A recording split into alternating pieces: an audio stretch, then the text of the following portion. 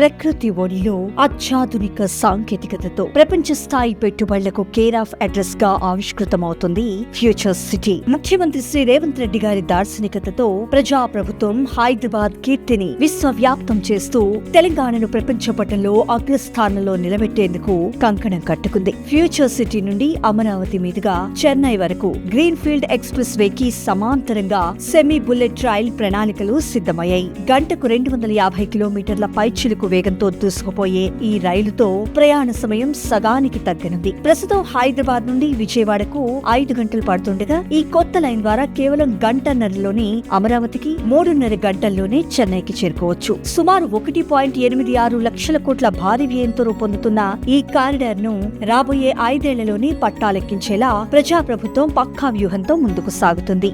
ఒకే corridor లో road, రైలు మార్గాలుండడం వల్ల logistics ఖర్చులు భారీగా తగ్గుతాయి. రవాణా వ్యయాన్ని తగ్గించి రాష్ట్ర ఆర్థిక వ్యవస్థకు ఊతమివ్వడమే ఈ ప్రాజెక్టు ప్రధాన లక్ష్యం. రాష్ట్ర ప్రభుత్వ సూచన మేరకు రైల్వే బోర్డు పాత అలైన్మెంట్ ను మార్చి మిర్యాలగూడ మీదుగా కొత్త రూట్ కు పచ్చ జెండా ఊపింది. హైవే పక్కనే రైల్వే లైన్ వేయడం ద్వారా భూసేకరణ సమస్యలను అధిగమిస్తూ అత్యంత తక్కువ దూరంలో గమ్యస్థానాలను చేర్చేలా ప్రజాప్రభుత్వం చర్యలు చేపట్టింది. ప్రజలకు మెరుగైన సౌకర్యాలు కల్పించడమే ధ్యేయంగా అభివృద్ధిని పరుగులు పెట్టిస్తున్న ప్రజాప్రభుత్వం తెలంగాణ భవిష్యత్తును సరికొత్తగా నిర్మిస్తోంది.